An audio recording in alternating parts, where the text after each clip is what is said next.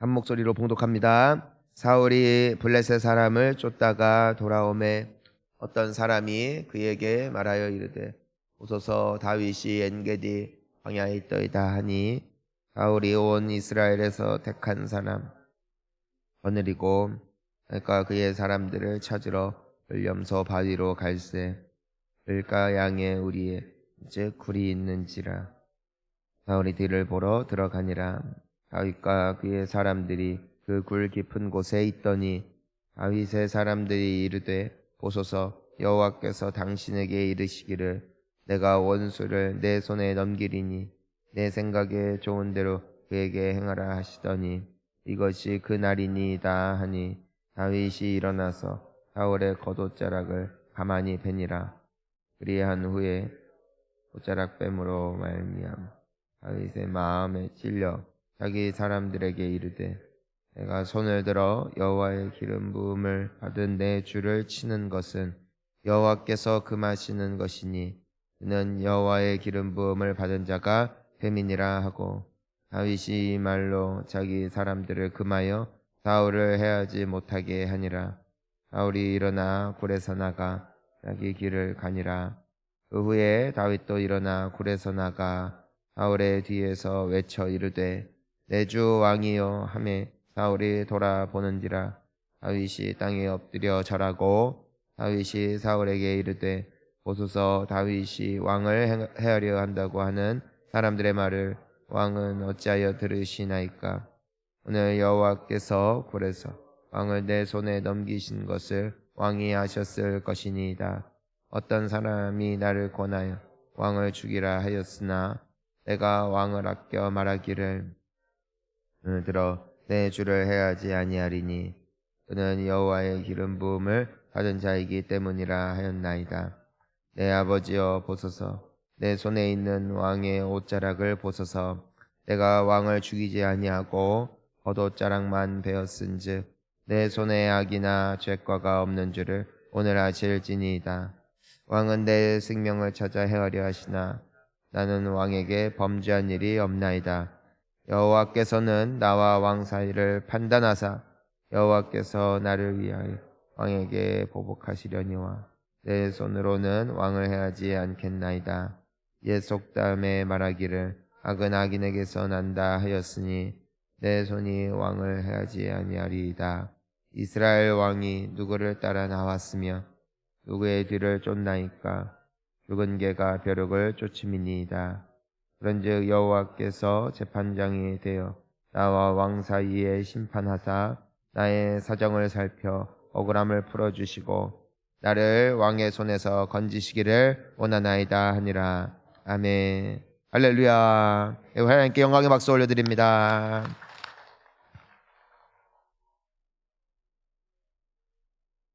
이제 다윗이 보여주는 여러 가지 모습들을 통해 하나님을 사랑하고 하나님을 가까이 하는 사람의 모습을 우리는 계속해서 볼 수 있게 됩니다. 오늘도 사울은 부지런히 다윗을 쫓습니다. 우리가 어제 말씀도 묵상한 것처럼 다윗을 거의 잡았는데 블레셋 사람들이 쳐들어오는 바람에 다시 복귀를 한 사울입니다. 하지만 기회가 되어지자 또다시 추격하는 사울을 보십시오. 기회만 되면 다윗을 어떻게든 잡으려고 어떻게든 다윗을 죽이려는 끊임없는 몸부림이 보여집니다. 우리가 사울의 모습을 통하여 악령이 씌인 사울의 행동을 통하여 한 가지 발견할 수 있는 것이 바로 이것이 원수 마귀의 특징이라는 것입니다. 그는 우리를 내버려 두지 않습니다. 기회만 되면 잡아먹을 것입니다. 때문에 성경에서는 우리에게 근신하고 깨라고 말씀하죠. 마귀는 우는 사자같이 지금도 두루 삼킬 자를 찾는다는 것입니다. 틈이 보이면 먹힐 것입니다. 틈이 보이면 뚫고 들어올 것입니다. 틈만 보이면 우리를 시험하여 절망케 할 것이고 포기하게 할 것입니다. 하지만 근신하고 깨어 기도하면 하나님이 우리와 함께하사 우리를 보호하시고 우리를 해하지 못할 것입니다. 그러니 정신 차리기를 바랍니다. 우리 함께 정신 차리기를 바랍니다. 내가 살고 있는 삶이 난 21세기에 사니까, 나는 이런 환경이 있으니까 라는 육신의 해석은 이제 내려놓고 거룩한 영의 싸움을 끝까지 싸워 이기시기를 주의 이름으로 축원하는 것입니다. 왜냐하면 우리가 싸우는 싸움은 육신의 싸움이 아니기 때문입니다. 하나님은 지금도 하나님을 찾는 자들에게 힘 주셔서 믿음 놓치지 아니하고 끝까지 승리할 수 있도록 함께 하시는 줄 믿습니다. 이 사울이 이젠 3,000명을 데리고 다윗과 그 사람들을 찾으러 갑니다. 그러다가 이제 사울이 뒤를 보러 들어갑니다. 근데 마침 다윗과 사람들이 있죠. 근데 여기에서 우리가 주목할 부분이 있습니다. 우리 4절 말씀을 함께 읽어보겠습니다. 다윗의 사람들이 이르되 보소서 여호와께서 당신에게 이르시기를 내가 원수를 내 손에 넘기리니 내 손에 좋은 대로 그에게 행하라 하시더니 이것이 그날이니이다 하니 다윗이 일어나서 사울의 겉옷자락을 가만히 베니라. 다윗의 사람들이 말합니다. 하나님이 말씀하십니다. 이거는 하나님께서 당신에게 주시는 기회입니다. 원수를 넘기신 것 아닙니까? 하나님 말씀처럼 원수를 넘기신 거니까 마음대로 행해도 되는 것 아닙니까? 이것이 이 다윗의 그 부하들, 다윗을 따르던 사람들이 말했던 것입니다. 여러분 무엇이 생각납니까? 하와를 향한 뱀의 미혹과 굉장히 흡사하지 않습니까? 항상 하나님을 거론합니다. 하나님께서 절대로 죽게 하지 않으신다. 하나님이 너희 사랑하시는데 그러실 리가 없다. 예수님을 유혹할 때도 마귀는 무엇을 가지고 유혹을 합니까? 말씀을 가지고 유혹합니다. 3번 모두 절대 죽지 않는다. 하나님이 먹이신다. 이젠 정말 누가 들어도 그래, 이거는 하나님이 하시는 거야. 이건 하나님이 기뻐하시는 거야. 라고 혹할 만한 말씀으로 마귀가 유혹했다는 것입니다. 이건 무서운 겁니다. 왜냐하면 때로는 우리는 죄를 담대하게 짓기 때문이에요. 무엇을 가지고? 말씀을 가지고. 이제 어제도 우리가 그 행복 아카데미 이제 남자분들과 함께 하는데 한 분이 그런 말을 해요. 자신의 인생에 가장 힘든 게 뭐냐면은 판단이 되는 게 무섭다는 것입니다. 왜 판단이 되냐면은 뭘 알고 있기 때문일까? 말씀을 알고 있기 때문이에요. 말씀을 알고 있으니까 무엇이 정답인지를 안다고 내가 믿고 나도 모르게 판단이 되더라는 것입니다. 이건 굉장히 위험한 것이죠. 우리는 살아가면서 하나님의 말씀을 오용할 때가 있습니다. 하지만 성령께서는 말씀을 잘 해석하게 하십니다. 육신으로 말씀을 접하면은 말씀을 판단하게 되고 말씀을 가지고 죄를 짓게 합니다. 하지만 말씀을 받고 성령에 충만하면은 말씀을 통하여 나도 살고 남도 살립니다. 결국 말씀의 원리는 사랑이에요. 아멘. 말씀의 원리는 사랑이에요. 우리가 누군가를 판단하는 것이 누군가를 보고 그것에 대해서 내가 잘 파악하는 것, 그리고 옳고 그른 것을 내가 잘 구별할 줄 아는 것, 그 모든 말씀의 중심 원리는 사랑이라고요. 자, 보세요. 우리가 판단하지 말라는 게 아니라 하나님께서는 정죄하지 말라 하세요. 즉 뭐냐면은 이것이 옳다, 이것이 그르다, 이것에 대해서 판단할 수 있는 것은 주님께서 주시는 은사요, 또한 은혜입니다. 우리는 모든 사람들을 보고 따라갈 필요가 없어요. 저 사람의 저 길은 옳은 길은 아니다. 저 사람의 저런 삶은 좋은 것이다. 판단하는 것이 죄가 아니라 내 속에 무엇이 죄다, 정죄다. 저 사람은 저런 행동을 했으니까 난 저것은 악한 죄다. 하나님 기뻐하시지 않는다. 저것은 하나님께서 심판하실 것이다. 이게 정죄예요. 우리가 알다시피 예수님께서 가늠하다 현장에서 걸린 여인 앞에 서십니다. 수많은 사람들이 뭐합니까? 정죄합니다. 그래서 손에 뭘 들고 있어요? 돌을 들고 있죠. 이 사람은 죄를 지은 것이다. 이 사람은 악한 사람이다. 이 사람은 죽어 마땅하다. 이게 정죄였어요. 근데 예수님은 어떻게 하십니까? 바닥에다가 뭔가 글을 쓰시더니 그 사람들에게 말씀하시죠. 너희들 중에 죄가 없는 자가 돌로 쳐라. 한 사람씩 떠나갑니다. 마지막으로 예수님과 여인만 남지요. 예수님은 죄가 있어요, 없어요? 없으세요. 그러니까 예수님께서는 돌로 쳐도 돼요, 안 돼요? 돼요. 하지만 예수님께서 뭐라고 말씀하십니까? 너를 죽이려던 자들이 어디 있느냐? 여인이 말하죠. 없습니다. 예수님이 말씀하십니다. 나도 너를 정죄하지 아니하노니. 그러면서 뭐라고 말씀하세요? 2번 다시 죄를 짓지 말아라. 그러니까 예수님께서는 그녀에게 정죄하지 않으세요. 그녀를 심판하지 않으세요. 하지만 죄를 구별은 하세요. 너가 살고 있는 그 삶은 죄악된 삶인 건 맞다. 그 죄는 짓지 말아라. 하지만 나도 너를 정죄하지 않는다. 이게 예수님의 원리예요. 예수님께서는 선과 악을 구별할 줄 아셨어요. 하지만 어느 자리까지 가진 않으시는 거예요? 정죄의 자리, 심판의 자리에 서지 않으셨다는 것이죠. 자, 지금 다윗을 따르는 사람들은 무엇입니까? 사울은 당신을 죽이려고 하니까 그 사람은 당신의 원수입니다. 그 사람을 죽여도 좋습니다. 여기에는 복수는 있어요. 하나님의 말씀도 있어요. 하지만 그 중심엔 뭐가 없어요? 사랑이 없는 거예요. 사탄이 예수님을 유혹할 때에도 성공을 말해요. 화려한 삶을 말해요. 하지만 그 중심에는 뭐가 없어요? 하나님을 향한 사랑이 없는 것이죠. 여러분, 이 원리를 우리가 잘 분별할 줄 알아야 됩니다. 사랑하는 성도님 여러분, 무조건 사랑하시기를 축복합니다. 선과 악을 구별할지라도 내가 사랑해야 될 줄 믿습니다. 교회에는 참 때로는 말이 많아요. 저 사람은 저래서 잘못됐다, 이 사람은 이래서 잘못됐다. 하지만 그 말 중심에는 사랑이 있느냐? 사랑이 없으면 울리는 꽹과리예요.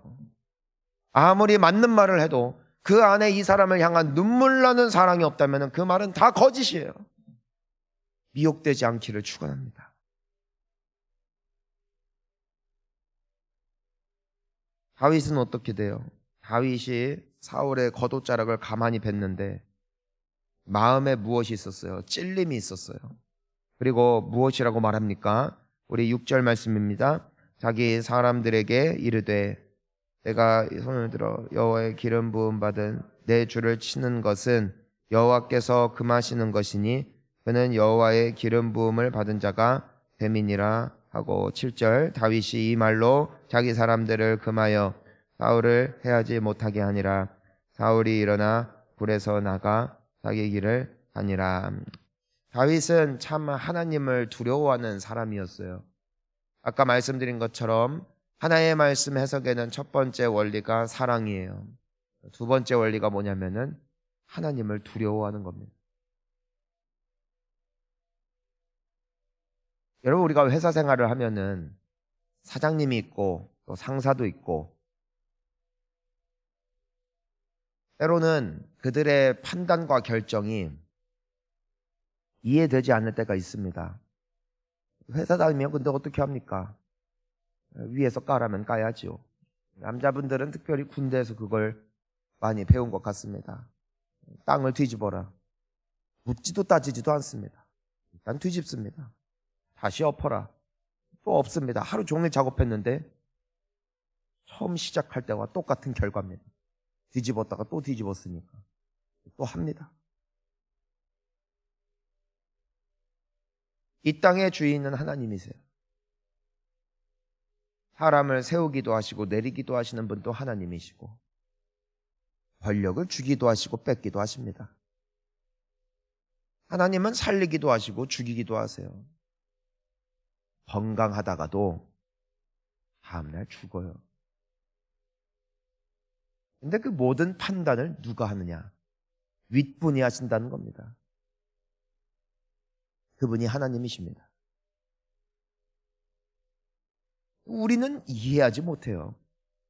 왜냐하면 우리는 하늘의 회의에 참석한 건 아니잖아요. 저도 이제 목회를 하면서 참 재밌는 게 어떤 결정을 할 때 사람들이 이해하지 못할 때가 있습니다. 하지만 당회 장로님들은 행복합니다. 회의를 했기 때문에. 충분히 오랜 시간 기도했고 충분히 오랜 시간 대화를 했고 회의를 통하여 결론되어진 내용을 공유할 때 물론 그런 내용에 대해서 설명은 해야 되겠지만 그 과정을 아는 사람들은 행복하더라는 것입니다. 하나님과 천사들은 문제가 없어요. 왜냐하면 최선의 길임을 그들은 알아요. 근데 우리는 어떠한 단서만을 주셨냐면은 합력하여 선을 이루신다. 하나님의 지혜가 우리의 지혜보다 크다. 하나님의 뜻이 우리보다 높다. 믿어라. 나는 너의 목자다. 너를 복되게 할 것이다. 좋은 길로 인도하고 있다. 나를 믿어라. 여기까지 단서 주시고 나머지 판단은 하나님이 하십니다. 사울이 왕이 됐어요. 근데 악령이 들렸어요. 다윗을 죽이려고 해요. 누가 보아도 이 사람은 내려야 됩니다. 하지만 다윗은 하나님의 자리에 서지 않았다는 것이죠.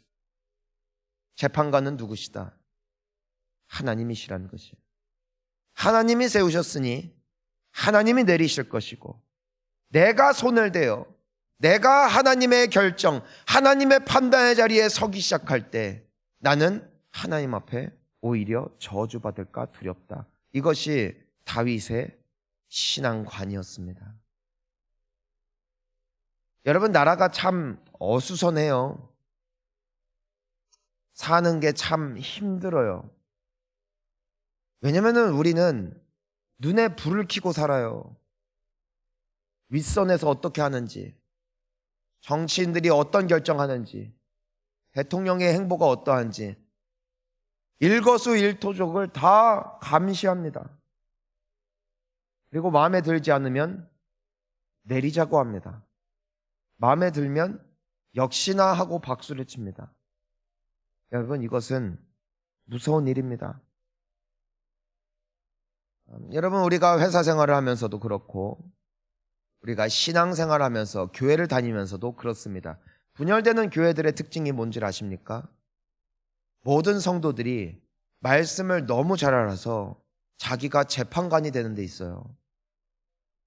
이것이 분열의 첫 번째 요인입니다. 하나님의 주권을, 하나님의 위치를 인정하지 않는 사람들의 무리는 반드시 갈라지게 되어 있습니다. 내가 세웠다, 내가 뽑은 것이다, 이 사상이 깊이 자리 잡기 시작하고 그들을 정작 세우신 하나님의 존재가 우리의 인식 속에 사라질 때 나라는 갈라지기 시작한다는 것이죠. 사랑하는 성도님 여러분, 하나님을 경외하는 우리가 될 수 있기를 축원하는 것입니다. 교회 생활도 즐겁게 하십시오. 중직자분들 존중하시고 그분들의 판단을 인정하시고 그들을 위하여 하나님 앞에 기도하는 것만이 우리가 서는 길입니다. 목자분들에게 잘하십시오. 목자분들은 리더들에게 잘하십시오. 리더분들은 담임 목사에게 충성하십시오. 마음에 든다 안 든다가 원리가 아니라 하나님을 경외하는 것입니다. 우리가 다윗의 모습을 봅니다. 그는 죽일 기회가 있었고 죽일 명분도 있었습니다. 하지만 그는 하나님을 두려워했습니다. 때문에 사울을 보내죠. 얼마나 다윗의 사람들은 화가 났을까요? 얼마나 그 사람들은 다윗을 향하여 분노했을까요? 나중에 실질적으로 보면은 이 아둘람 공동체의 사람들, 다윗의 이러한 결정을 보던 사람들은 다윗이 잘 되는 모습도 보았지만 나중에는 지지리도 다윗의 말을 듣지 않는 사람들이 됩니다. 이때만 해도 다윗의 명령이 정말 그들이 보기에 얼토당토하는 결정이었다 할지라도 따랐어요. 근데 나중에 다윗이 왕이 되면 다윗의 말을 듣지 않습니다. 즉 뭐냐면은 하나님의 말씀대로 내리는 이 결정들이 우리가 성경을 볼 때에는 그냥 따르고 아멘하고 따른 것 같지만 그들 마음에는 불만이 있었다는 것이에요.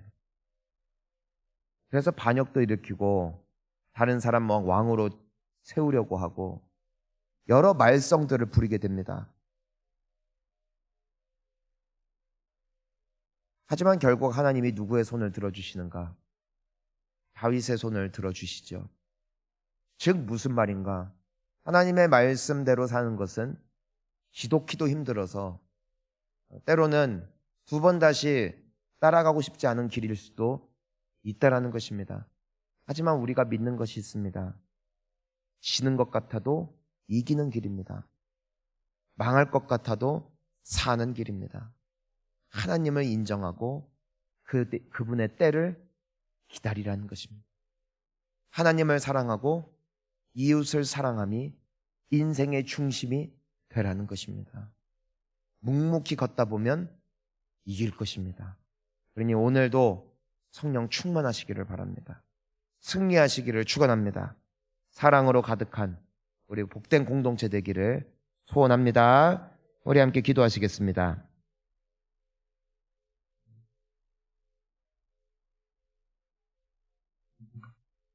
우리 이 시간 함께 기도하기를 원합니다.